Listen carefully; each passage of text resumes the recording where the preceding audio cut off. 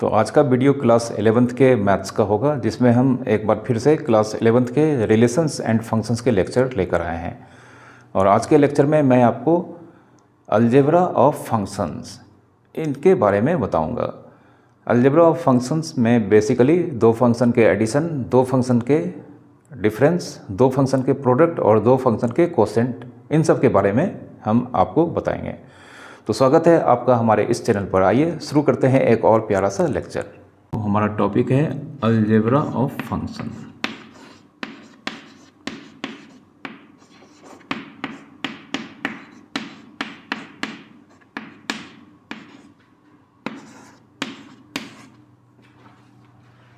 Algebra of function means यहाँ पर दो फंक्शन के एडिशन, दो फंक्शन के डिफरेंस, दो फंक्शन के प्रोडक्ट और दो फंक्शन के कोसेंट, इसके बारे में हम पढ़ेंगे।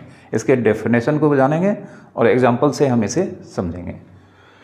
तो सबसे पहला टर्म है यहाँ पर, अगर हम मान लेते हैं इफ़ एक फंक्शन f है सेट x से रियल नंबर में, चूँकि कोडोमेन तो रियल नंबर ही होता है, एंड दूसरा फंक्शन g है, यह भी डोमेन x से r में,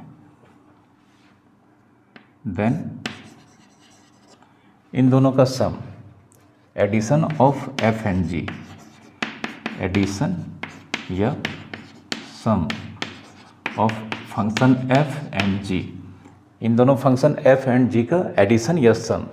सबसे पहले इसका सिंबल होगा f प्लस g, ठीक है, यह इसका सिंबल होगा। दो फंक्शन के एडिशन या सम का यह सिंबल होगा, और यह भी एक फंक्शन होता है, यह भी एक फंक्शन होगा, इज ए फंक्शन। अब फंक्शन होगा तो इसका डोमेन भी होगा, ठीक है, कोडोमेन भी होगा, और इसका एक एक्सप्रेशन भी होगा। तो यहाँ पर कहा गया है कि यहाँ पर f प्लस जी, f चूँकि x से r में है, g x से r में है, तो यहाँ पे दोनों का सम भी x से r में होगा, ठीक है, दोनों का सम भी x से r में होगा। तो यहाँ पर हम आपको दिखा रहे हैं, मतलब आप यहाँ पर देख सकते हैं कि दोनों फंक्शन के डोमेन यहाँ पर सेम लिए गए हैं। दोनों फंक्शन के डोमेन अगर डिफरेंट होंगे तब क्या होगा, इसे हम बाद में बताएंगे, लेकिन हमने यहाँ पर इन दोनों फंक्शन के डोमेन को सेम रखा है, तब जाकर इन दोनों का एडिशन भी इसी कॉमन डोमेन से R में होगा। और यहाँ पर f प्लस जी इस फंक्शन के थ्रू वेरिएबल x का वैल्यू या fx प्लस gx के वैल्यू के इक्वल्स होगा, ठीक है। f प्लस जी के थ्रू मतलब इस फंक्शन के थ्रू इस वेरिएबल, इस डोमेन में आने वाले हर वेरिएबल x का वैल्यू निकालने का तरीका यहाँ पर fx प्लस gx के इक्वल्स होगा, ठीक है। एक एग्जांपल लेते हैं, जैसे एक एग्जांपल अगर हम मान लें f नेचुरल नंबर से रियल नंबर में है एंड g भी नेचुरल नंबर से रियल नंबर में है, ठीक है, और fx इक्वल्स टू अगर हम मान लेते हैं x प्लस 4 और gx अगर मान लेते हैं x स्क्वायर प्लस 1, ठीक है। कुछ इस तरह से यहाँ पर fx और gx के वैल्यू दिए गए हैं। तो हम यहाँ पर देख सकते हैं f नेचुरल नंबर से रियल नंबर में है और g भी नेचुरल नंबर से रियल नंबर में है। तो यहाँ पर f प्लस जी भी नेचुरल नंबर से रियल नंबर में होंगे, एंड यहाँ पर f प्लस जी के थ्रू अगर हम x निकालना चाहें तो यहाँ पे डेफिनेशन में बताया गया है कि यह fx प्लस gx के सम के इक्वल होंगे। तो यहाँ पर f के थ्रू x का वैल्यू प्लस g के थ्रू x के वैल्यू के इक्वल्स होंगे। चूँकि हमें यहाँ पर fx का एक्सप्रेशन दिया गया है x प्लस 4 और gx का एक्सप्रेशन दिया गया है x स्क्वायर प्लस 1, ठीक है। तो यह यहाँ पर x स्क्वायर प्लस x और 4 प्लस 1 5, ठीक है। अब अगर हम f प्लस जी के थ्रू कुछ नेचुरल नंबर के इमेज निकालना चाहें, तो जैसे एग्जाम्पल में अगर हम f प्लस जी के थ्रू 1 का इमेज निकालना चाहें तो हमें इस एक्सप्रेशन में x के प्लेस पे 1 रखना होगा, 1 स्क्वायर प्लस 1 प्लस 5 जो कि 6 के बराबर होगा। फिर अगर हम मान लेते हैं 10 निकालना चाहें f प्लस जी के थ्रू अगर हम 10 की वैल्यू निकालना चाहेंगे तो यहाँ पर x के प्लेस पे 10 स्क्वायर, फिर x के प्लेस पे 10 प्लस 5, 100 + 10 + 5 115 इसका आंसर होगा। ठीक है, तो यह तो जब f और g दोनों का डोमेन सेम होगा तभी यहाँ पर दिखाया गया है कि यहाँ पर f + g भी इस x से r में होगा। बट अगर यहाँ पर f और g के डोमेन अलग अलग हों तब क्या होगा, तो तब हम इसे एक बार और डिफाइन कर देते हैं। ठीक है, इफ अगर हम मान लेते हैं यहाँ पर d1 लिखते हैं और यह d2। ठीक है, फंक्शन f d1 से रियल नंबर में है, फंक्शन g d2 से रियल नंबर में है, तो इस बार इन दोनों के डोमेन डिफरेंट हैं। तो इस केस में भी यहाँ पर f और g के सम एग्जिस्ट करेंगे, बट इस बार यहाँ पर जो यहाँ पर f + g का डोमेन होगा यह दोनों डोमेन के इंटरसेक्शन के सेट्स को रिप्रेजेंट करेगा। मतलब d1 इंटरसेक्शन d2 से r में होंगे। यह आपको मतलब याद रखना है कि इस बार इन दोनों में जो कॉमन वैल्यूज होंगे जिसे दो सेट का इंटरसेक्शन कहा जाता है उसी से रियल नंबर में f + g फंक्शन डिफाइंड होंगे। ठीक है, जैसे एक एग्जांपल अगर हम लेते हैं, फंक्शन अगर हम f मान लेते हैं नेचुरल नंबर से रियल नंबर में, और यहाँ पे g मान लेते हैं a से रियल नंबर में। यहाँ पर a all element of x belongs to natural number but x > 100। ठीक है, तो यहाँ पर हम देख सकते हैं कि यहाँ पर यह नेचुरल नंबर जो कि 1 से स्टार्ट होता है, तो 1 से लेके यहाँ पर सारे नेचुरल नंबर इसमें शामिल होंगे। बट g एक फंक्शन है जो कि सेट a से r में है, और सेट a का डिस्क्रिप्शन है कि इसमें भी ऑल एलिमेंट ऑफ x जो कि नेचुरल नंबर है, बट ये नेचुरल नंबर > 100 है। तो यहाँ पर सबसे पहले इन दोनों का इंटरसेक्शन निकालना होगा। देयरफॉर n इंटरसेक्शन a हम देख सकते हैं यहाँ पे इन दोनों का इंटरसेक्शन यहाँ पर खुद a हो जाएगा, चूँकि इसमें भी > 100 सारे नेचुरल नंबर, मतलब इसमें तो सारे नेचुरल नंबर हैं ही, बट इसमें सारे नेचुरल नंबर जो कि 100 से ग्रेटर हैं, तो इन दोनों में जो कॉमन होगा वह a हो जाएगा। तो देयरफॉर यहाँ पर f + g अगर हम लिखना चाहें तो n इंटरसेक्शन a से r, या n इंटरसेक्शन a के प्लेस पे हम a लिख सकते हैं यहाँ पर। ठीक है, तो इस तरह से यह डिफाइंड हो गए। ऐसा नहीं कि यहाँ पे n से r में या a से r में, ऐसे नहीं होंगे। ठीक है, तो इस चीज़ को आपको ध्यान रखना है कि जब दो फंक्शन के इस तरह से डोमेन दिए जाएंगे तो इन दोनों का सम इन दोनों डोमेन के इंटरसेक्शन से रियल नंबर में होंगे। ओके, दूसरा है यहाँ पे दो फंक्शन के डिफरेंस। तो उसके लिए फिर से डेफिनेशन है, इफ़ फर्स्ट फंक्शन x से r में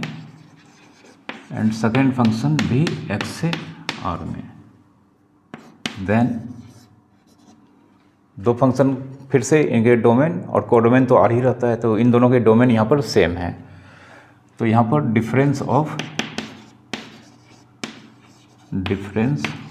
first function f and second function g, इसका एक सिंबल होगा जिसे हम f - g से रिप्रेजेंट करेंगे। ठीक है, difference of f and g, f - g, और यह भी एक फंक्शन होगा, इज ऑल्सो ए फंक्शन, यह भी फंक्शन होगा तो फिर इसका भी डोमेन होगा, कोडोमेन होगा, और इसका एक एक्सप्रेशन होगा।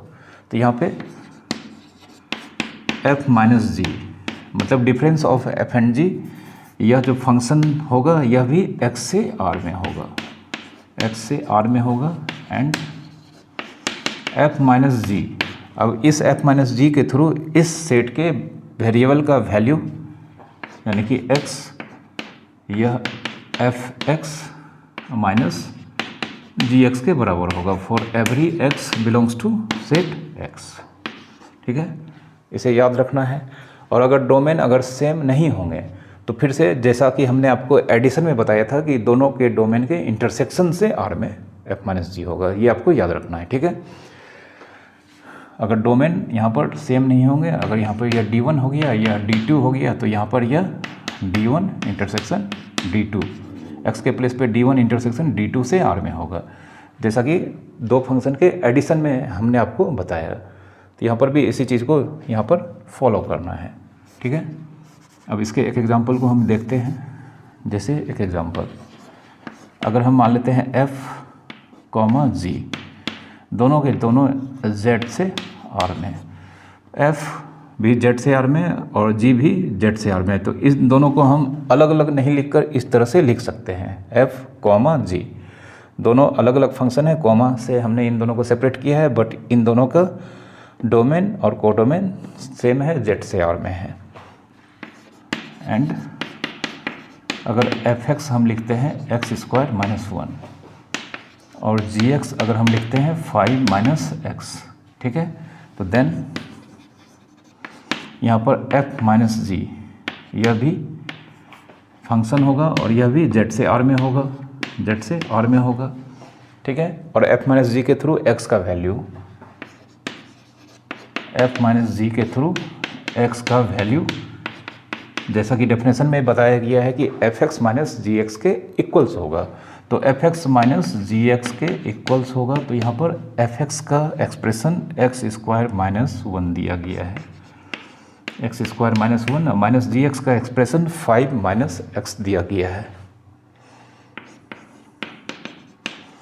तो जब हम इस ब्रैकेट को ओपन करेंगे तो x², यहाँ पे माइनस माइनस प्लस x, और यहाँ पे -1 और -5 मिलकर -6, यह इसका एक्सप्रेशन होगा, ठीक है। कुछ वैल्यू निकाल कर हम देख लेते हैं।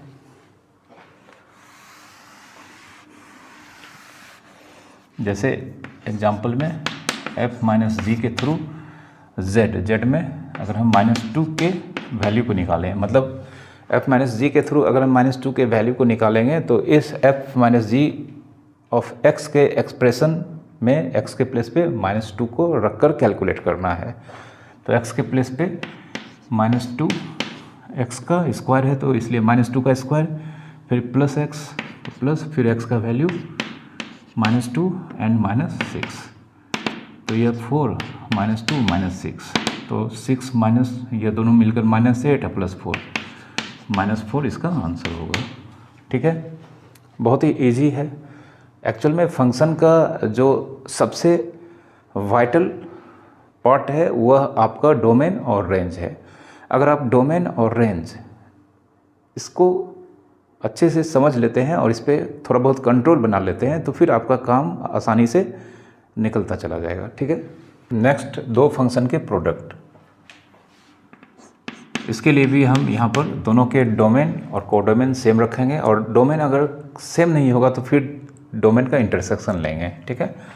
तो इफ़ अगर फंक्शन f सेट x से R में है और दूसरा फंक्शन g भी, यह भी x से R में है, ठीक है, दोनों के यहाँ पे डोमेन हमने सेम रखा है, और अगर दोनों का डोमेन सेम नहीं होगा तो फिर हम यहाँ पर दोनों के फंक्शन का प्रोडक्ट का डोमेन दोनों के डोमेन के इंटरसेक्शन से होगा। पहले हम इसे, जब कॉमन डोमेन होगा, इसे डिफाइन कर लेते हैं। तो देन प्रोडक्ट ऑफ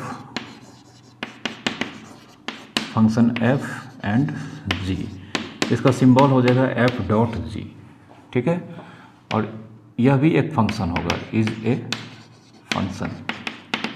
तो जब फंक्शन होगा तो इसका डोमेन भी होगा, कोडोमेन भी होगा, और इसका f.g के थ्रू x का वैल्यू फाइंड करने का एक्सप्रेशन भी होगा, एंड f.g यह भी सेट x से R में होगा, और यहाँ पर f.g के थ्रू इस सेट के एवरी एलिमेंट का इमेज निकालने के लिए, मतलब जो एक्सप्रेशन होगा f.g के थ्रू x का वैल्यू, यह फर्स्ट फंक्शन के थ्रू x का वैल्यू इनटू सेकेंड फंक्शन के थ्रू x का वैल्यू के इक्वल्स होगा, ठीक है, for every x belongs to set x, ये आपको याद रखना है। और अगर डोमेन डिफरेंट होंगे तो फिर से अगर हम इसका डोमेन को D1 एज्यूम करते हैं, इसके डोमेन को D2 एज्यूम करते हैं, तो इस केस में f और g के प्रोडक्ट यहाँ x से नहीं बल्कि D1 इंटरसेक्शन D2 से होंगे, तो ये आपको याद रखना है। जो एडिशन के लिए था सेम यहाँ पर सब्ट्रैक्शन और प्रोडक्ट के लिए भी होगा जब यहाँ पर दोनों के डोमेन डिफरेंट होंगे। हाँ, अगर दोनों के डोमेन में एक भी एलिमेंट कॉमन नहीं होंगे तब यह डिफाइंड नहीं होगा, तब एम्प्टी सेट से कभी फंक्शन होगा ही नहीं, क्योंकि फंक्शन होने के लिए कुछ न कुछ एलिमेंट होना चाहिए एक सेट में।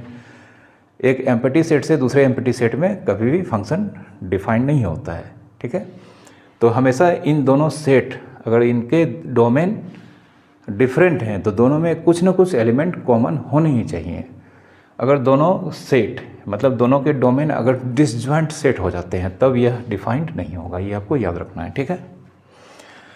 अब यहाँ पर इसके एग्जाम्पल को हम लेते हैं, एक एग्जाम्पल को, जैसे एक एग्जाम्पल लेते हैं एफ जी, ठीक है। यह मान लेते हैं होल नंबर से आर में है, ठीक है, रियल नंबर में, क्योंकि यहाँ पर कोडोमेन फिक्स ही कर दिया गया है कि कोडोमेन हमेशा आर ही होगा इस केस में, ठीक है। तो यहाँ पर एफ एक्स कुछ इस तरह से दिया गया है एक्स स्क्वायर प्लस 1 और जी एक्स दिया गया है यहाँ पर एक्स माइनस 2, ठीक है। तो देयरफॉर यहाँ पर एफ इंटू जी, एफ इंटू जी यह भी होल नंबर से रियल नंबर में होगा। दोनों का डोमेन आप देख सकते हैं, दोनों का डोमेन W से R में है, तो एफ इंटू जी का भी डोमेन होल नंबर और कोडोमेन R होगा। एंड यहाँ पर f इंटू जी के थ्रू x का वैल्यू मीन्स f के थ्रू x का वैल्यू इंटू जी के थ्रू x के वैल्यू का प्रोडक्ट के इक्वल्स होगा। तो f के थ्रू x की वैल्यू इंटू जी के थ्रू x की वैल्यू का प्रोडक्ट।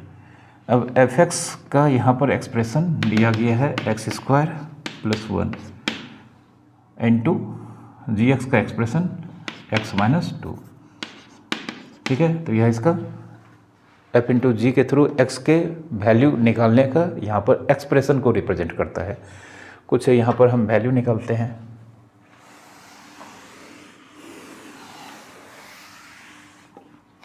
जैसे यहाँ पर एग्जांपल f इंटू जी के थ्रू अगर हम जीरो होल नंबर में आता है तो इसके थ्रू अगर हम जीरो का वैल्यू निकालना चाहें तो इस एक्सप्रेशन में x के प्लेस पे जीरो रखनी होगी हमें, zero square plus 1 into zero minus 2, तो जीरो स्क्वायर प्लस 1 और यहाँ पर माइनस 2, इसका आंसर माइनस 2 होगा, ठीक है। इसी तरह से अगर हम f इंटू जी के थ्रू 11 इसकी वैल्यू निकालना चाहें तो हमें देखना है 11 डोमेन में है या नहीं।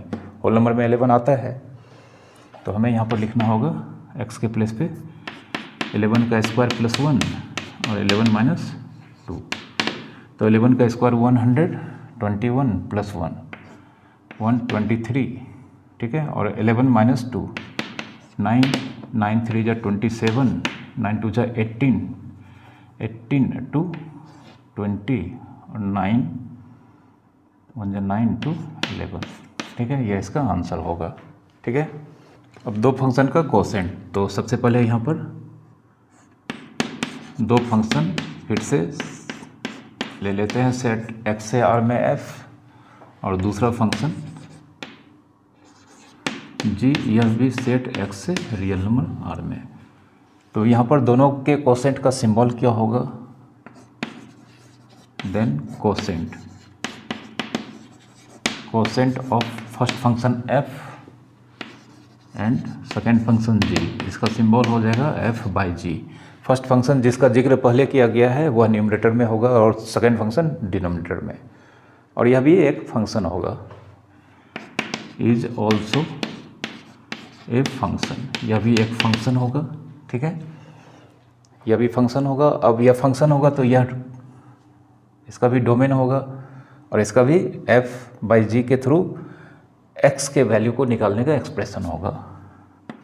एंड यहाँ पे f बाई जी यह भी x से r में होगा, लेकिन चूंकि यहाँ पर जानते हैं x से r में होगा, पहले हम लिखते हैं एंड f बाई जी के थ्रू इस सेट के एवरी एलिमेंट x का वैल्यू निकालने का एक्सप्रेशन यहाँ पर F X by G X के इक्वल होगा। अब जानते हैं यहाँ पर नीचे जी एक्स है, तो x के वैल्यू के लिए कभी कभी जी एक्स का एक्सप्रेशन जीरो आ सकता है, तब इस केस में यह पूरा एक्सप्रेशन का वैल्यू अनडिफाइंड हो जाएगा।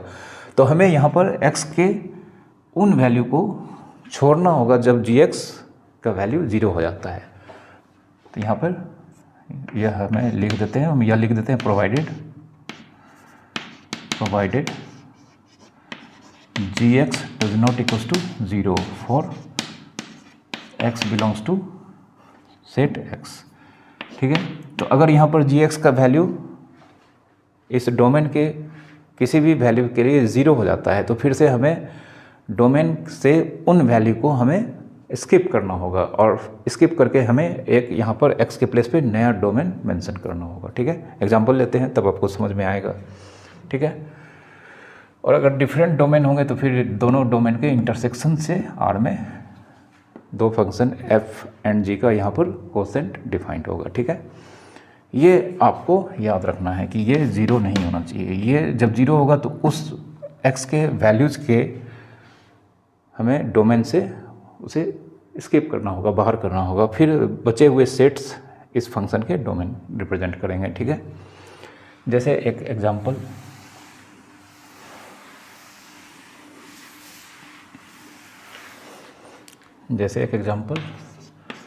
फंक्शन f g दोनों के दोनों यहाँ पे मान लेते हैं नेचुरल नंबर से रियल नंबर में है। ठीक है, और यहाँ पे f(x) मान लेते हैं x² + 1 और gx मान लेते हैं x - 3।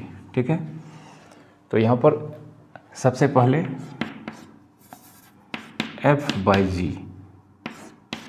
f/g के थ्रू x का वैल्यू f(x)/gx के इक्वल होगा और यहाँ पर f(x) का एक्सप्रेशन दिया गया है x² + 1 दिया गया है और gx का एक्सप्रेशन x - 3 दिया गया है। तो x - 3 हम जानते हैं, x - 3 x यहाँ पर नेचुरल नंबर से अपना वैल्यू यहाँ पर लेगा, बट यहाँ पर x - 3 किसी नेचुरल नंबर के लिए अगर 0 होता है तो हमें उसे यहाँ पर आउट करना होगा। इसका जो डोमेन n होने वाला था वो अभी हमने नहीं लिखा है, बाद में हम इसके डोमेन को उस नेचुरल नंबर से आउट करके लिखेंगे। तो यहाँ पे f(x)/gx = x² + 1/x - 3, but x - 3 does not equal to 0 implies x does not equal to 3। तो x - 3 0 नहीं होनी चाहिए यहाँ पर, जिसके लिए x की वैल्यू 3 नहीं होना चाहिए। तो x यहाँ 3 क्या नेचुरल नंबर में होता है, तो नेचुरल नंबर में 3 होता है, तो हम f/g के थ्रू 3 का वैल्यू यहाँ पर फाइंड नहीं कर सकते हैं, वह इमेज ही नहीं देगा। तो इसलिए हम यहाँ पर पूरा का पूरा नेचुरल नंबर f/g का वैल्यू एज ए डोमेन नहीं रख सकते हैं। तो देयरफॉर यहाँ पर यह f/g according to definition n से r में होना चाहिए था, लेकिन यहाँ पर हमने एक x का वैल्यू को फाइंड कर लिया जिसके लिए f/g का एक्सप्रेशन अनडिफाइंड हो जाएगा। तो यहाँ पर हमें n - 3 से r, यहाँ पे f/g का डोमेन नेचुरल नंबर एक्सेप्ट 3 से रियल नंबर में होगा। तो कोसेंट के केस में आपको फंक्शन के डोमेन ध्यान से देखकर लिखना है और उसके डोमेन को फाइंड करने के लिए हमें f(x) का एक्सप्रेशन को सबसे पहले निकालना होगा और इसमें जो डिनोमिनेटर होगा उसको 0 के इक्वेट करके जो भी वैल्यू चाहेंगे उसे हमें डोमेन में अगर वह है तो उसे हमें बाहर करके लिखना होगा। ठीक है, इस चीज़ को आपको समझना होगा यहाँ पर। ठीक है, अब हम आपको product of a function by a real number, मतलब किसी भी फंक्शन का किसी रियल नंबर के साथ प्रोडक्ट किस तरह से फाइंड करते हैं या किस तरह से डिफाइंड होते हैं उसे बताते हैं। तो इस टॉपिक को नाम दे देते हैं प्रोडक्ट। यह भी अलजेब्रा ऑफ फंक्शन के अंडर ही आता है, product of a function by A number. ठीक है, तो इसके लिए सबसे पहले एक फंक्शन को डिफाइन कर लेते हैं। तो लेट यहाँ पे मान लेते हैं एक फंक्शन है f जो कि सेट x से रियल नंबर में है। ठीक है, एंड यहाँ पर मान लेते हैं y = f(x) कुछ दिया रहेगा। Let k belongs to r।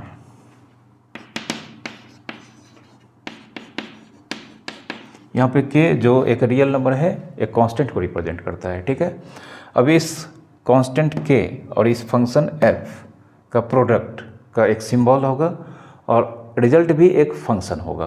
तो फंक्शन होगा तो डोमेन होगा, ठीक है। और फिर इमेज कैसे निकालेंगे उसका भी कुछ वैल्यू होगा। तो इसके लिए हमें यहाँ पर सबसे पहले product of the number k and the function f, then product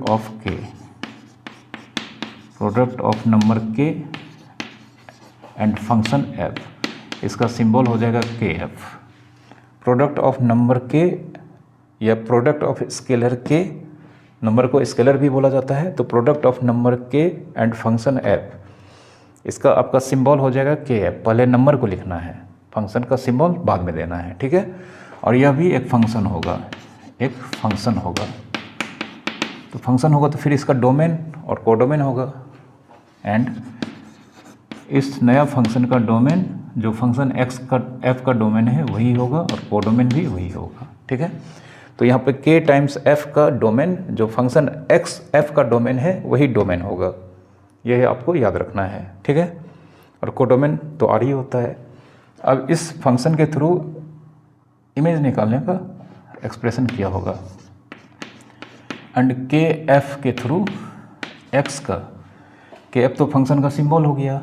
अब इस kf के थ्रू x का वैल्यू निकालने के लिए हमें इस कांस्टेंट को मल्टीप्लाई करना होगा f के वैल्यू x पर से। kf के थ्रू x का वैल्यू निकालने के लिए हमें k से मल्टीप्लाई करना होगा f की वैल्यू x पर, ठीक है, k टाइम्स fx। तो fx f की वैल्यू x पर या f value of f at x को रिप्रेजेंट करता है, ठीक है। For every x belongs to set x, ठीक है। ये आपको याद रखना है। एक एग्जांपल लेकर हम आपको इसको बताते हैं।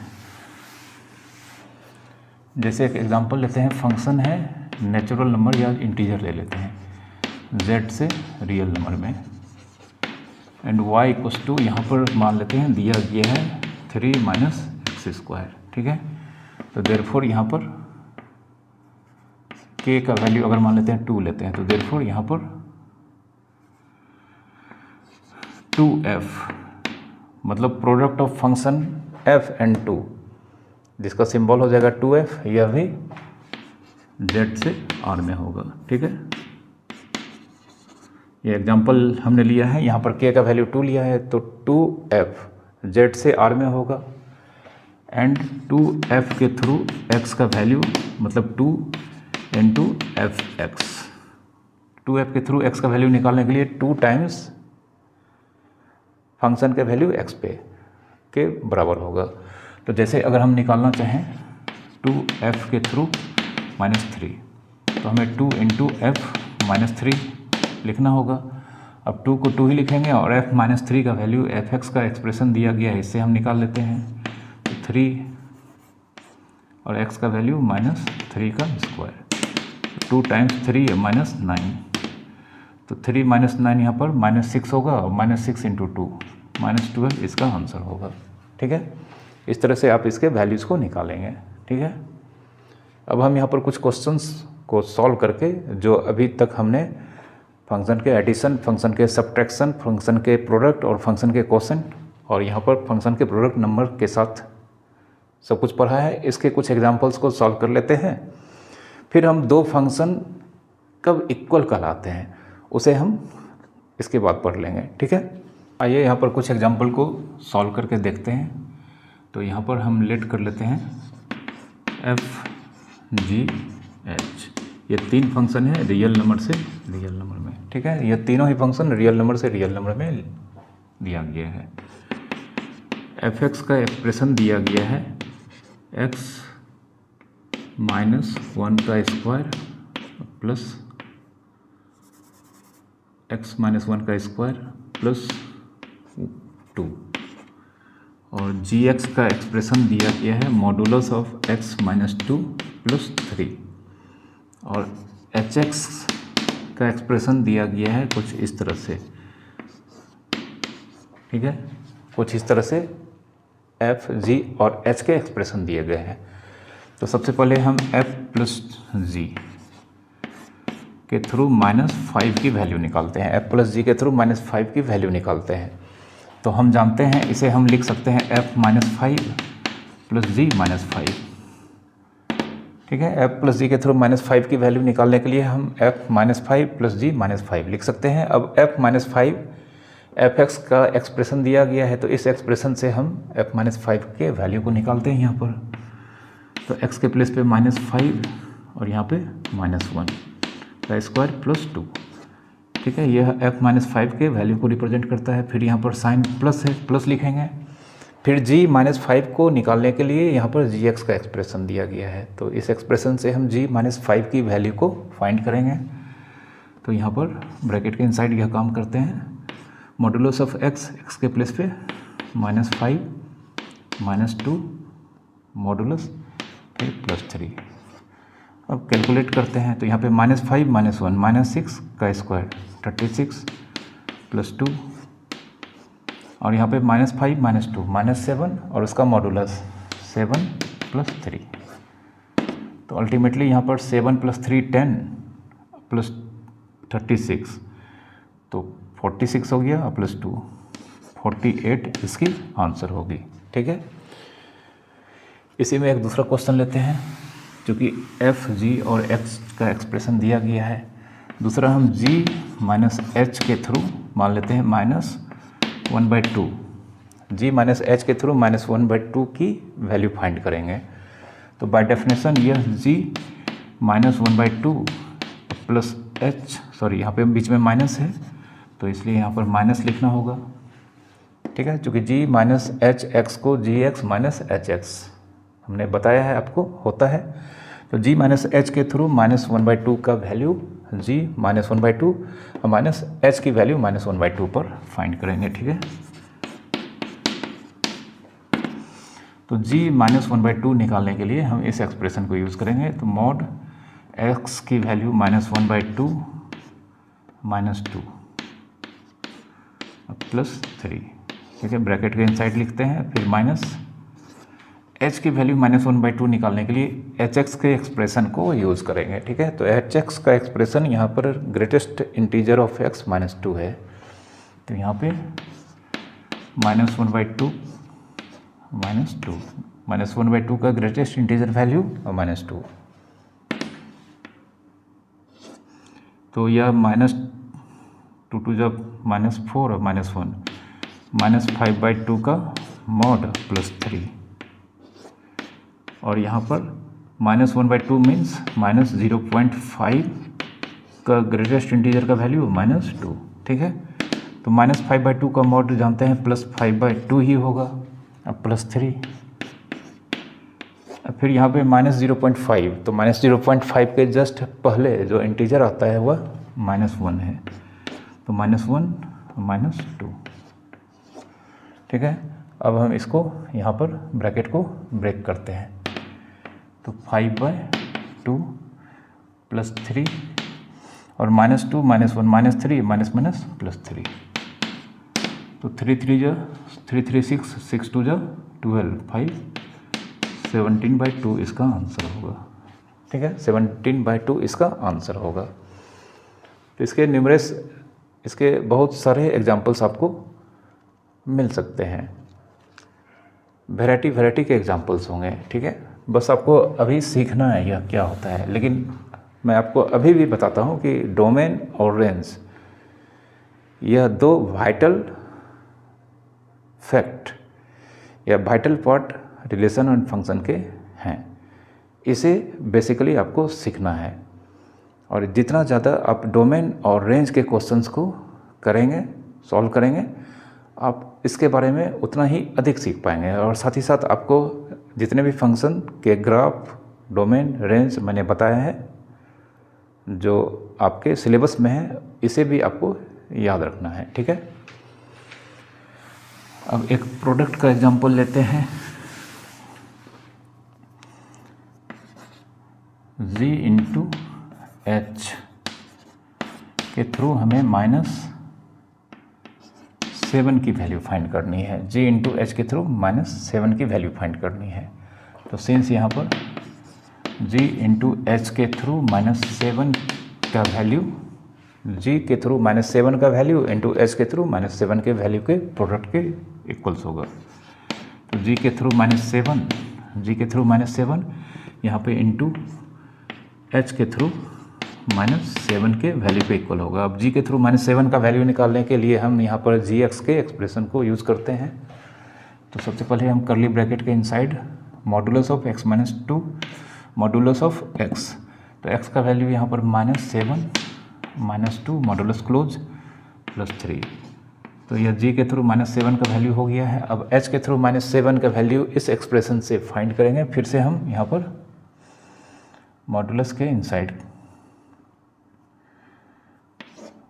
मतलब फिर से हम ब्रैकेट के इनसाइड लिखेंगे ग्रेटेस्ट इंटीजर ऑफ x। तो x का वैल्यू यहाँ पर -7 है। अब minus greatest integer of x मतलब ग्रेटेस्ट इंटीजर ऑफ -7, इसके बाद इसमें -2 लिखना है, -2। तो यहाँ पे -7 -2 -9 का मॉड 9 होगा +3 इंटू -7 का ग्रेटेस्ट इंटीजर वैल्यू -7 ही होगा, ठीक है, 12 इंटू -7 -2, ठीक है, -9, तो -108 इसका आंसर, ठीक है। अब एक कोसेंट का और एक डिवीजन का क्वेश्चन लेते हैं। इन सब क्वेश्चन को आप खुद से बनाएं ताकि आपको इसके सारे डेफिनेशंस याद रहेंगे। अब इवेलुएट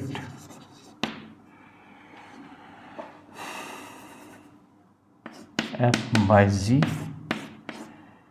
और यह मान लेते हैं f/g के थ्रू 10 की वैल्यू फाइंड करते हैं। f/g के थ्रू 10 की वैल्यू फाइंड करते हैं। तो यहाँ पर g मतलब हम सबसे पहले इसे लिखेंगे f/g के थ्रू 10, मतलब f/g ऑफ 10 मीन्स f की वैल्यू 10 पे, मतलब f10/g10। अब हमें यहाँ पर अगर g10 मिलता है तो फिर इसका वैल्यू एग्जिस्ट नहीं करेगा, ठीक है, और इसके डोमेन को हमें मॉडिफाइड करना पड़ेगा, ठीक है। तो इसके डोमेन को, चूँकि यहाँ पे f/g h सबका डोमेन R दिया गया है, तो अगर यहाँ पे 10 पे यह g10 का वैल्यू 0 आता है तो डोमेन में, मतलब f/g के डोमेन में 10 यहाँ पर नहीं रखा गया होगा, ठीक है। तो f10 हमें fx के एक्सप्रेशन से मालूम होगा। तो x-1 का होल स्क्वायर की जगह पे हम 10-1 का होल स्क्वायर +2 लिखेंगे। और g10 निकालने के लिए मॉडुलस ऑफ 10-2 +3, ठीक है। तो 10-1 9 का स्क्वायर +2, 10-2 8 का मॉडुलस +3, 9 का स्क्वायर 81 +2 83, और 8 का मॉडुलस 8 + 3 11। यहाँ 0 का 0 नहीं आया है, मतलब नीचे 0 नहीं आया है, तो इसका यह आंसर हो जाएगा, ठीक है। अब एक क्वेश्चन ले लेते हैं फंक्शन का किसी नंबर के साथ प्रोडक्ट।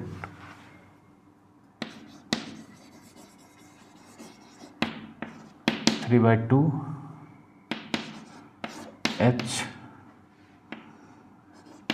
7.5, ठीक है। 3/2 इंटू h के थ्रू 7.5 की वैल्यू निकालनी है हमें, ठीक है।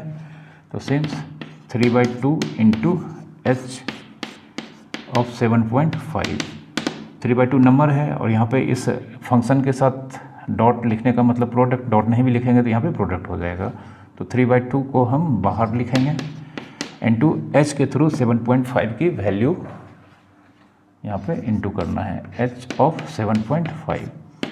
अब 3/2 इंटू h ऑफ 7.5, तो h के थ्रू यहाँ पर 7.5 का वैल्यू निकालने के लिए हमें इस एक्सप्रेशन को यूज़ करना है,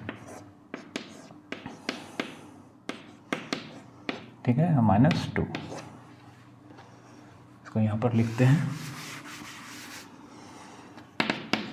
तो 3/2 और 7.5 का ग्रेटेस्ट इंटीजर वैल्यू 7 होगा, -2, 3/2 7 - 2 5, तो 15/2 इसका आंसर होगा, ठीक है। तो इस तरह के क्वेश्चंस अगर आपके पास बुक्स हैं एक से अधिक, और उसमें इस तरह के अगर क्वेश्चंस आपको मिलते हैं तो इस सारे क्वेश्चन को आप सॉल्व कर लें।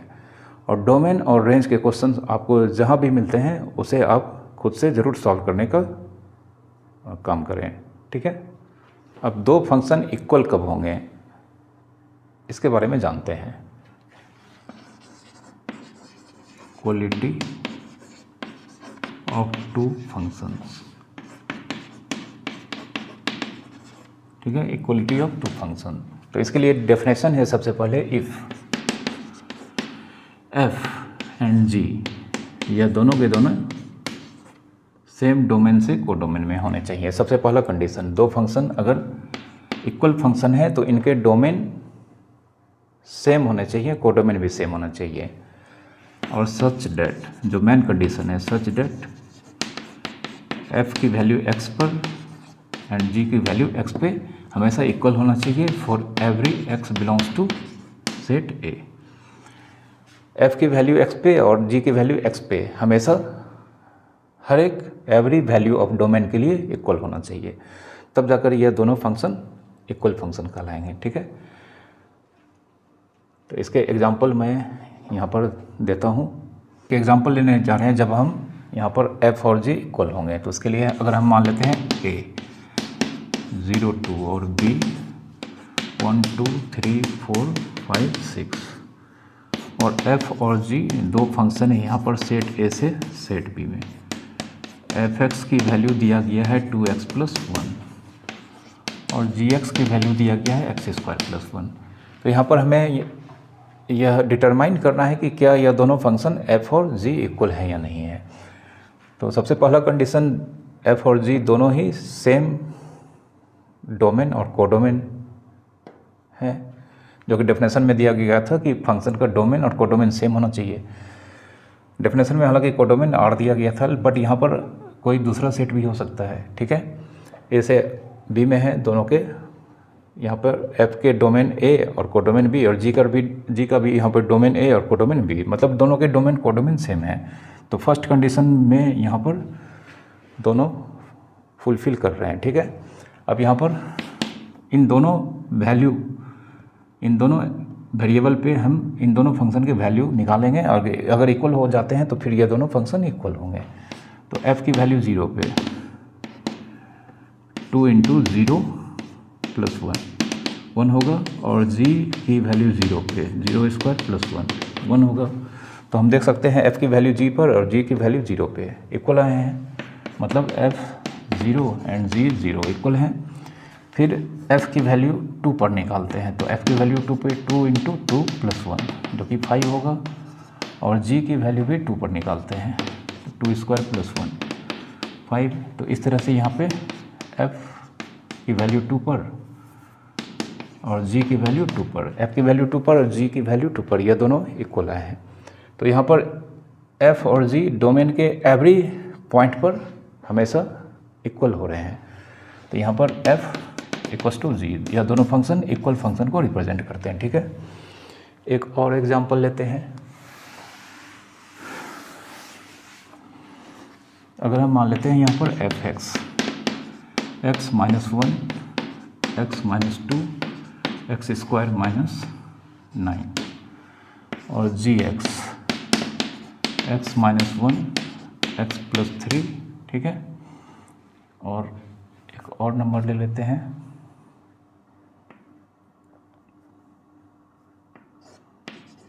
x + 2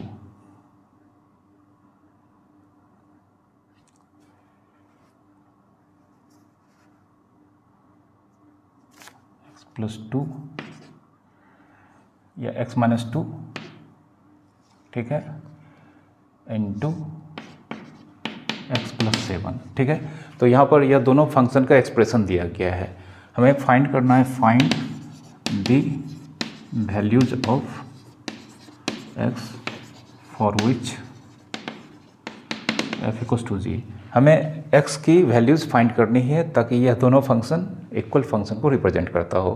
तो x की वैल्यू फाइंड करने का मतलब होता है डोमेन, ठीक है। तो सिंस f और g अगर इक्वल होंगे तो fx की वैल्यू और gx की वैल्यू आपस में इक्वल होगी, ठीक है।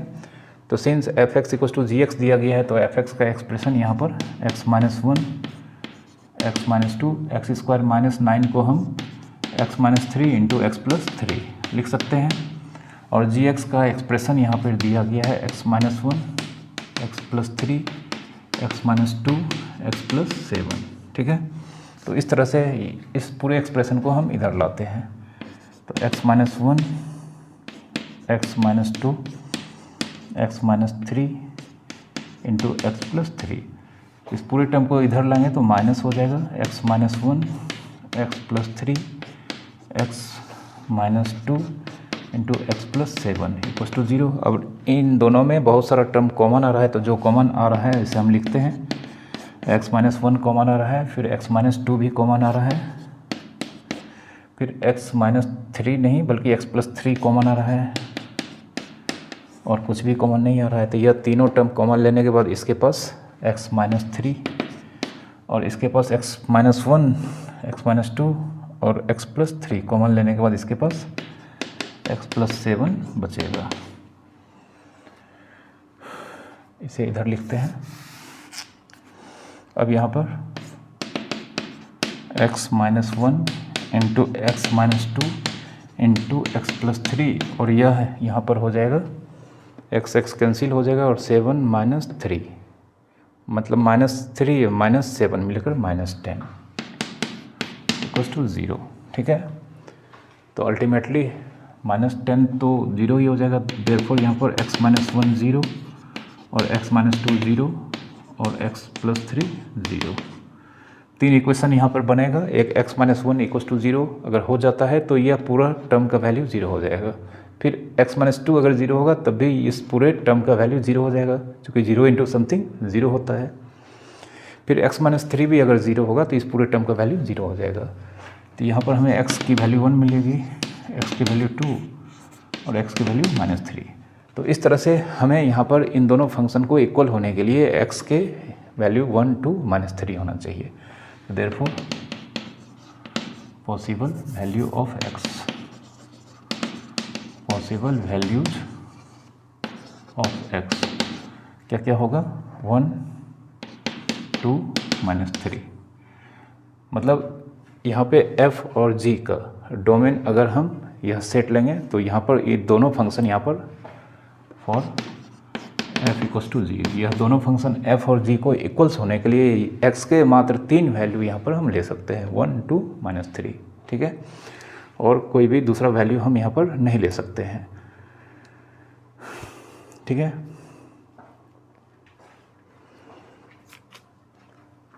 अब हम आपको यहाँ पर डोमेन्स के कुछ क्वेश्चंस बताने जा रहे हैं। तो डोमेन के सारे क्वेश्चन आप खुद से सॉल्व करेंगे, ठीक है। इस क्वेश्चन में हमें डोमेन की वैल्यू फाइंड करनी है, जबकि यह एक रियल वैलिड फंक्शन को रिप्रेजेंट करता है जिसमें y equals to f x का एक्सप्रेशन दिया गया है x square plus three x plus five by x square minus five x plus four. तो हम जानते हैं इस केस में डोमेन मीन्स वेरिएबल x के वो परमिसिबल वैल्यूज़ जिसके लिए एफ एक्स का यह एक्सप्रेशन रियल नंबर या उसका सबसेट आता हो। तो यहाँ पर हम जानते हैं कि यहाँ पर एफ एक्स का एक्सप्रेशन न्यूमरेटर बाय डिनोमिनेटर के फॉर्म में दिया गया है, और कोई भी एक्सप्रेशन जो a बाय b के फॉर्म में अगर दिया जाता है तो उसे रियल या डिफाइंड या मीनिंगफुल होने के लिए डिनोमिनेटर की वैल्यू कभी भी ज़ीरो के इक्वल नहीं होनी चाहिए। तो यहाँ पर हम लिखेंगे for y equals to f x to be real, या किसी किसी बुक में या कभी कभी हम यह भी लिख सकते हैं और defined. y equals to f x को रियल या डिफाइंड होने के लिए यह नीचे का एक्सप्रेशन का वैल्यू कभी भी ज़ीरो नहीं होना चाहिए। X square minus five x plus four does not equal to zero, ठीक है। अब हम यहाँ पर यह मालूम करते हैं कि इस एक्सप्रेशन का वैल्यू ज़ीरो कब होगा। जिस x के लिए मतलब जिस वेरिएबल x के वैल्यूज़ के लिए इस एक्सप्रेशन का वैल्यू ज़ीरो आएगा, x के उस वैल्यू को हम स्किप करके रियल नंबर के बचे हुए वैल्यूज़ को इस फंक्शन का डोमेन कहेंगे, ठीक है। तो यहाँ पर 9x² minus 5x plus 4 equals to 0 quadratic equation है। या तो आपके इसके डायरेक्ट रूट निकाल सकते हैं, जो कि फार्मूला आपने 10th में पढ़ा होगा। यहाँ पर हम मिडिल टर्म स्प्लिटिंग मेथड को यूज़ करते हैं। तो x² इंटू 4x², और जानते हैं 4x², आपने मिडिल टर्म स्प्लिटिंग मेथड पढ़ा होगा।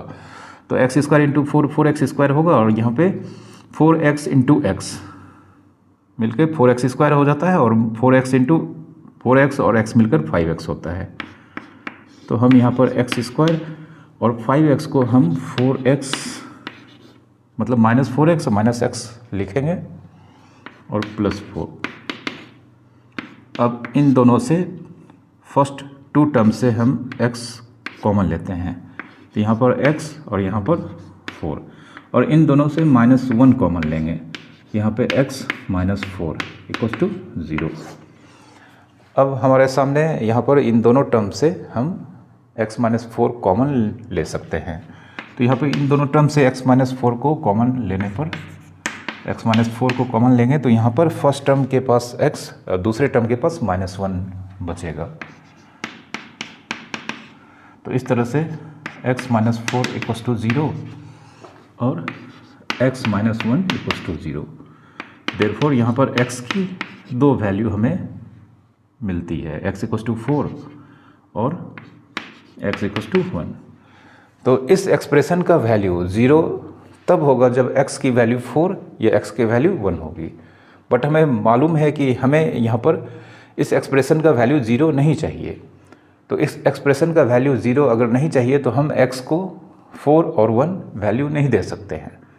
मतलब रियल नंबर में से हमें इन 2 वैल्यू को छोड़ना होगा, स्किप करना होगा। तो बाकी जो बचे हुए रियल नंबर के वैल्यू होंगे उनके लिए यहाँ पर यह एक्सप्रेशन ऑलवेज रियल और डिफाइंड होंगे।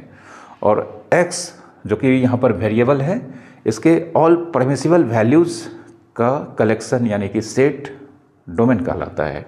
तो यहाँ पर डोमेन रियल नंबर के सेट में से हमें एक सेट माइनस करना होगा जिसमें यह 2 एलिमेंट होंगे। तो इन दोनों एलिमेंट को हम कर्ली ब्रैकेट में लिखकर यहाँ पर रियल नंबर का जो स्टैंडर्ड सिंबल होता है r, इसमें माइनस करेंगे। मतलब यह 2 सेट के डिफरेंस को रिप्रेजेंट करता है जिसमें रियल नंबर के सारे एलिमेंट हैं सिर्फ 1 और 4 को छोड़कर। तो यह इसका डोमेन का आंसर हुआ, ठीक है। अब यहाँ पर अगले क्वेश्चन में हमें डोमेन निकालने हैं, जबकि फंक्शन यहाँ पर जो भी यहाँ पर एक्सप्रेशन दिया जाएगा वो सारे के सारे फंक्शन रियल वैल्यूड फंक्शन को रिप्रेजेंट करते हैं। जिसमें यहाँ पर पहला क्वेश्चन में है y equals to fx equals to √9 - x²। तो रूट के अंडर कुछ भी एक्सप्रेशन हो तो वह एक प्रिंसिपल स्क्वायर रूट फंक्शन को रिप्रेजेंट करता है, हमने आपको पढ़ाया है। तो यहाँ पर फिर से रूट के इनसाइड कोई भी एक्सप्रेशन, मतलब रूट के अंडर का एक्सप्रेशन अगर ग्रेटर देन इक्वल्स टू 0 होगा तब जाकर वह पूरा टर्म डिफाइंड होगा। यानी कि यहाँ पर 4f(x) equals to √9 - x² to be real या डिफाइंड होने के लिए 9 - x² greater than equals to 0 होना चाहिए, ठीक है। 9 - x² greater than equals to 0, चूँकि नेगेटिव नंबर का रूट, मतलब रूट के अंदर का कोई भी एक्सप्रेशन का वैल्यू अगर नेगेटिव आता है वेरिएबल्स के लिए तो उस केस में उस पूरे एक्सप्रेशन का वैल्यू इमेजिनरी होता है और हमें चाहिए यहाँ पर रियल। तो रियल होने के लिए यह ज़रूरी होता है कि रूट के इनसाइड का एक्सप्रेशन वेरिएबल के वैल्यूज़ के लिए या तो 0 या ग्रेटर देन इक्वल्स टू 0 होने चाहिए। तो इसलिए हमने यहाँ पर 9 - x² को ग्रेटर देन इक्वल्स टू 0 लिया है ताकि fx का एक्सप्रेशन रियल हो पाए। अब हम यहाँ पर 9 - x² को 3² - x² लिख सकते हैं ग्रेटर देन इक्वल्स टू 0। अब यहाँ पे 3² - x² को हम 3 - x into 3 plus x greater than equal to 0 लिख सकते हैं। अब यहाँ पर this into this greater than equal to 0, ठीक है। ये तभी होंगे या तो दोनों पॉजिटिव होंगे या दोनों निगेटिव होंगे, और इसमें से कोई भी एक 0 या दोनों 0 भी हो सकते हैं। तो यहाँ पर हम दो केस के लिए सॉल्व करते हैं। Case 1, when first expression 3 minus x greater than equal to 0 and दूसरा expression 3 plus x greater than equal to 0। जानते हैं अगर दोनों ग्रेटर देन 0 है तब भी दोनों का product positive into positive positive होगा, और दोनों में से दोनों अगर एक 0 और एक दूसरा ग्रेटर देन इक्वल टू 0 है तब भी यहाँ पर आंसर या तो ग्रेटर देन 0 या इक्वल टू 0 होंगे, ठीक है। नेगेटिव यहाँ पर कभी नहीं हो सकता है, क्योंकि अगर हम यहाँ पर ग्रेटर देन और इक्वल टू 0 लगाए हैं तो इन दोनों एक्सप्रेशन में से किसी एक का वैल्यू अगर 0 हो जाता है तब इन दोनों के प्रोडक्ट या तो 0 होंगे, अदरवाइज अगर दोनों में से कोई भी इक्वल टू 0 नहीं होते हैं तो दोनों पॉजिटिव होंगे, मतलब ग्रेटर देन इक्वल टू 0 और ग्रेटर देन इक्वल टू 0 होंगे, तब दोनों के प्रोडक्ट ग्रेटर देन 0 होंगे। तो हर हालत में इन दोनों के product greater than equal to 0 ही आएंगे। तो यहाँ पर 3 minus x greater than equal to 0 से 3, मतलब x को अगर हम उधर भेजेंगे तो 3 greater than equal to x, and यहाँ पर x greater than equal to minus 3। तो इसे हम इस तरह से लिख सकते हैं x less then 3 and x greater then minus 3। तो इन दोनों को अगर हम मर्ज करेंगे तो यहाँ पर देख सकते हैं x या तो greater than equal to minus 3 होगा या x लेस देन 3। तो नंबर लाइन पे अगर हम यहाँ पर माइनस 3 बनाते हैं और यह प्लस 3, ठीक है। तो x की वैल्यू माइनस 3 से ग्रेटर या इक्वल, तो माइनस 3 से ग्रेटर या इक्वल मतलब इधर होगा, बट फिर से यहाँ पर x के बारे में कहा गया कि x की value less than equal to 3, मतलब ये पोर्शन होगा। तो देयरफॉर हम कह सकते हैं x बिलोंग्स टू माइनस 3, ठीक है। ये फर्स्ट केस का आंसर आया है। अब एक दूसरा केस लेंगे जब ये दोनों लेस देन इक्वल टू 0 होंगे, ठीक है। तो इसको हम यहाँ पर मिटाते हैं। When case 2, when 3 minus x less than equal to 0 and 3 plus x less than equal to 0, ठीक है। अब यहाँ पर फिर से हम x को RHS में भेजते हैं। तो यहाँ पर 3 less than equal to x and x less than equal to minus 3, ठीक है। तो हम कह सकते हैं इसको अगर हम यहाँ पर लिखना चाहें तो x greater than equal to 3 and x less than equal to minus 3। अब आप यहाँ पर देख लें कि यहाँ पर x के बारे में कहा गया है कि यह ग्रेटर देन इक्वल टू 3 भी है एंड इसी समय x less than equal to minus 3 भी है। तो ऐसा कोई भी नंबर हमारे नंबर सिस्टम में, खास करके रियल नंबर के केस में नहीं है जो 3 से ग्रेटर भी हो और उसी समय माइनस 3 से भी लेस हो। तो इस केस में हम यहाँ पर कोई भी ऐसा नंबर नहीं फाइंड कर सकते हैं जो कि एक ही समय पर 3 से ग्रेटर भी हो और माइनस 3 से लेस भी हो। इस केस में हम लिखेंगे नो सॉल्यूशन, ठीक है। अब हम 1 और 2 से हमारा आंसर सिर्फ यही होगा, ठीक है। तो from 1 and 2, x belongs to मतलब डोमेन इक्वल्स टू माइनस 3 से 3 क्लोज इंटरवल होगा। चूँकि इस केस में तो x का वैल्यू आया ही नहीं है, तो अगर इस केस में कुछ आता तब हम यहाँ पर दोनों के यूनियन इस केस में इसके आंसर होते। तो कुल मिलाकर यहाँ पर सिर्फ यह इंटरवल के वैल्यूज ही यहाँ पर परमिसिबल होंगे ताकि यह f(x) का एक्सप्रेशन रियल या डिफाइंड हो, ठीक है। इस क्वेश्चन में फिर से हमें यहाँ पर न्यूमरेटर में 1 है बट डिनोमिनेटर में हमें √x plus modulus of x है, और f(x) चूँकि रियल वैल्यूड फंक्शन है तो इस केस में एक्सप्रेशन f(x) का a/b के फॉर्म में है। तो a/b के फॉर्म में जानते हैं नीचे का टर्म सबसे पहला कंडीशन है 0 नहीं होना चाहिए, बट यहाँ पर रूट भी लगाया गया है x plus modulus of x। तो इस रूट को डिफाइंड होने के लिए x plus modulus of x यह हमेशा पॉजिटिव होना चाहिए, और यह जीरो तो होना ही नहीं चाहिए, क्योंकि जीरो अगर होगा तो square root of zero zero हो जाएगा और 1/0 अनडिफाइंड हो जाएगा।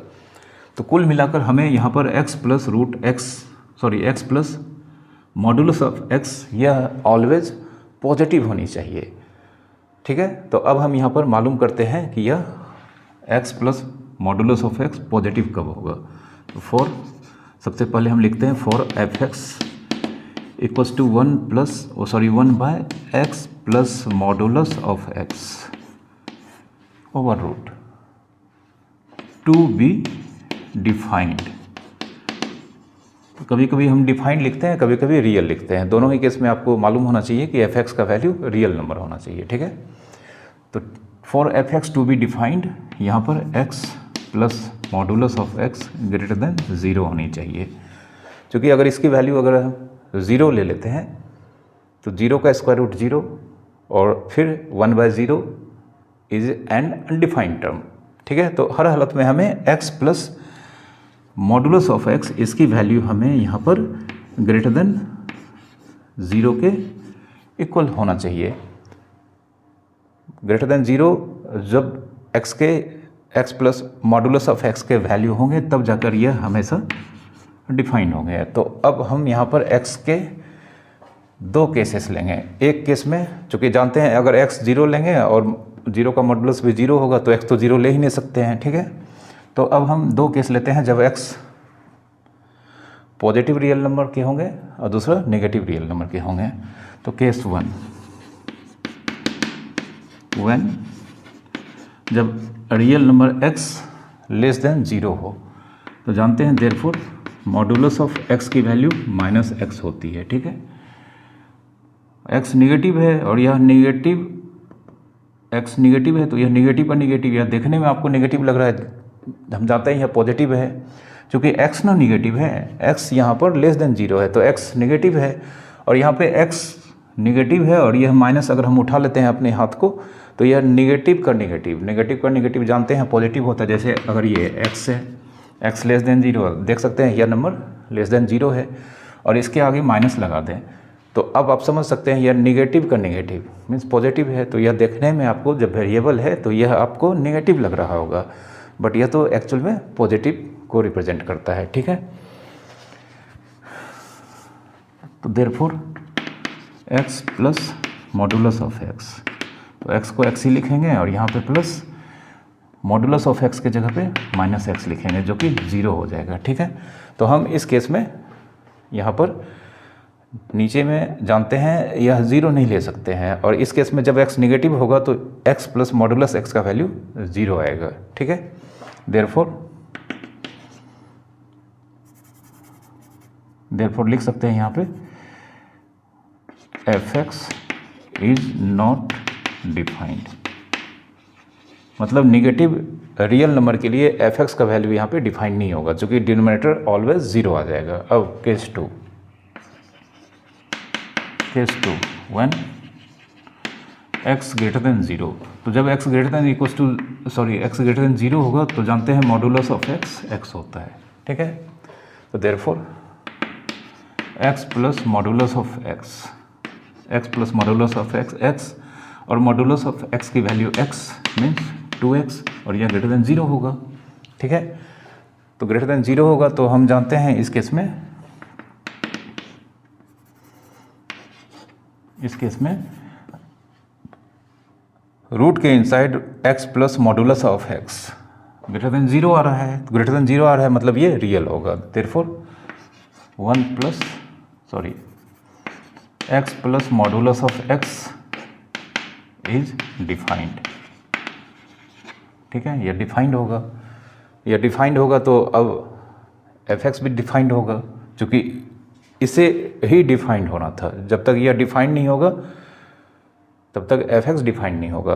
तो डिनोमिनेटर को डिफाइंड होने के लिए यहाँ पर x की वैल्यू हमेशा 0 से ग्रेटर होनी चाहिए, मतलब यहाँ पर x के जो परमिसिबल वैल्यू होंगे वो सारे के सारे पॉजिटिव रियल नंबर होंगे। तो हम ये यहाँ पर लिख देते हैं therefore f(x) is also defined, F भी डिफाइंड होगा, तो देयरफॉर यहाँ पर डोमेन 0 से इन्फिनाइट। ठीक है, एफ को डिफाइंड होने के लिए डोमेन की वैल्यू पॉजिटिव रियल नंबर के सेट्स होने चाहिए, जिसे हम इंटरवल के फॉर्म में इस तरह से लिख सकते हैं, यह इसका डोमेन होगा। ओके, नेक्स्ट क्वेश्चन, यह एक बहुत ही बेहतरीन क्वेश्चन है, जिसमें यहाँ पर फिर से एफ का एक्सप्रेशन a/b के फॉर्म में है और नीचे यहाँ पर स्क्वायर रूट के इनसाइड ग्रेटेस्ट इंटीजर फंक्शन को इन्वॉल्व किया गया है। तो हम जानते हैं यहाँ पर यह 0 तो नहीं ही होना चाहिए, यह पॉजिटिव होना चाहिए। तो फिर से यहाँ पर हम लिखेंगे for F two be defined, for F two be defined, यहाँ पे greatest integer of x square minus greatest integer of x minus 6, इसकी वैल्यू हमेशा ग्रेटर देन 0 होना चाहिए, इक्वल टू 0 यह भी नहीं होना चाहिए, क्योंकि 0 हो जाएगा तो फिर से नीचे वैल्यू 0 आ जाएगा और यह फंक्शन एफ का एक्सप्रेशन अनडिफाइंड हो जाएगा। ठीक है, अब यहाँ पर पहले हम इसे फैक्टराइज कर लेते हैं।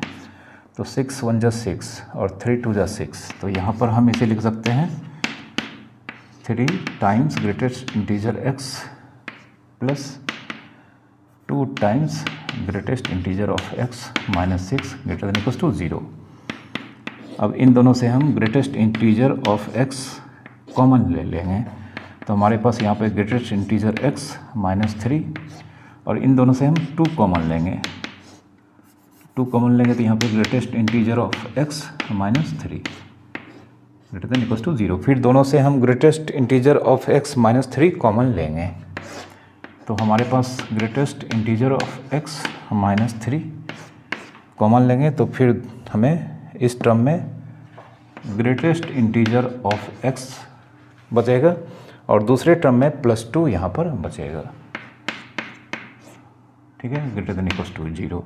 अब this into this greater than 0, तो अब यहाँ पर 2 केसेस होंगे जब यह दोनों ही पॉजिटिव होंगे या दोनों ही नेगेटिव होंगे, क्योंकि positive into positive greater than 0 and negative into negative भी ग्रेटर देन 0 होंगे। तो यहाँ पर हम 2 केस लेने जा रहे हैं। Case 1, when greatest integer of x minus 3 greater than 0 and greatest integer of x plus 2 greater than 0। तो इससे हमें रिजल्ट मिलेगा greatest integer of x minus 3 को हम उस साइड भेजेंगे तो 0 + 3, मतलब ग्रेटेस्ट इंटीजर ऑफ x की value greater than 0 and greatest integer of x greater then -2। अब यहाँ पर ग्रेटेस्ट इंटीजर ऑफ x मतलब वो सारा रियल नंबर जिसका ग्रेटेस्ट इंटीजर x का वैल्यू 3 से ग्रेटर होना चाहिए। तो अगर हम नंबर लाइन को मेंशन करें, यहाँ पे 3 है, यहाँ पे 4 है, तो 3 से 4 के बीच, इसके पहले का तो हम सोच ही नहीं सकते हैं, क्योंकि इसके पहले का जो भी हम रियल नंबर लेंगे उसका ग्रेटेस्ट इंटीजर का वैल्यू 3 से भी लेस होगा, बट हमें 3 से ग्रेटर चाहिए। तो 4 से लेस, चूँकि जानते हैं 3 और 4 के बीच के सारे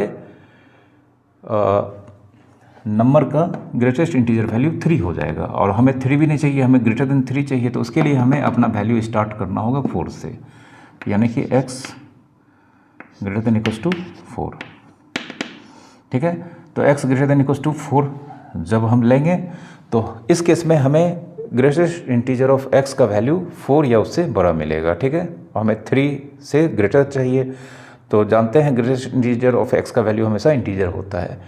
तो सबसे पहला जो वैल्यू मिलेगा वह 4 होगा, उसके बाद 5 6 इस तरह से मिलेगा। और यहाँ पर ग्रेटेस्ट इंटीजर ऑफ x का वैल्यू ग्रेटर देन -2 चाहिए, तो इस बार अगर हम -2 लेते हैं, -1 लेते हैं, -3। ठीक है, तो -1 को अगर हम रखेंगे तो -1 का ग्रेटेस्ट इंटीजर वैल्यू -1 होगा, जो कि -2 से ग्रेटर है। तो इस केस में हमें x की वैल्यू -1 या उससे ग्रेटर लेना होगा। तो यहाँ पर अगर हम इन दोनों आंसर को देखें, x का वैल्यू -1 या उसके ग्रेटर है, और यहाँ पे x का वैल्यू 4 या उसके ग्रेटर है।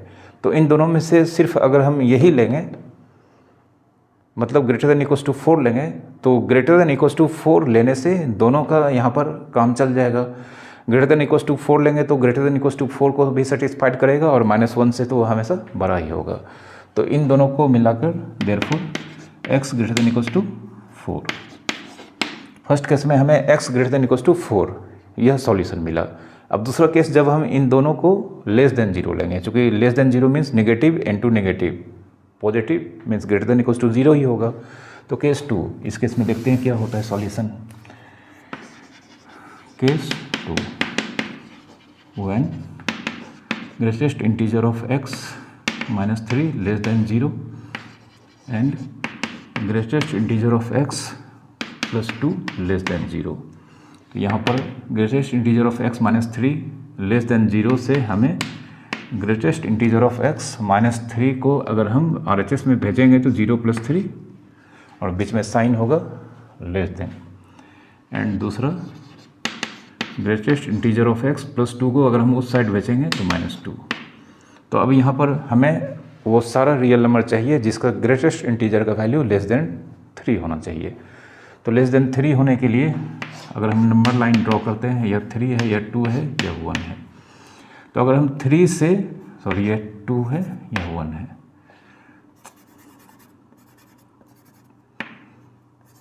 थ्री 2 1, ठीक है, आगे 4 है। तो अगर हम इसके पीछे का नंबर लेते हैं, इसके पीछे का मतलब 3 से जो ही हम छोटा नंबर लेंगे फर्स्ट इंटरवल 3 से 2 के बीच, तो जो ग्रेटेस्ट इंटीजर वैल्यू आएगा वह 2 होगा, मतलब 3 से छोटा होगा।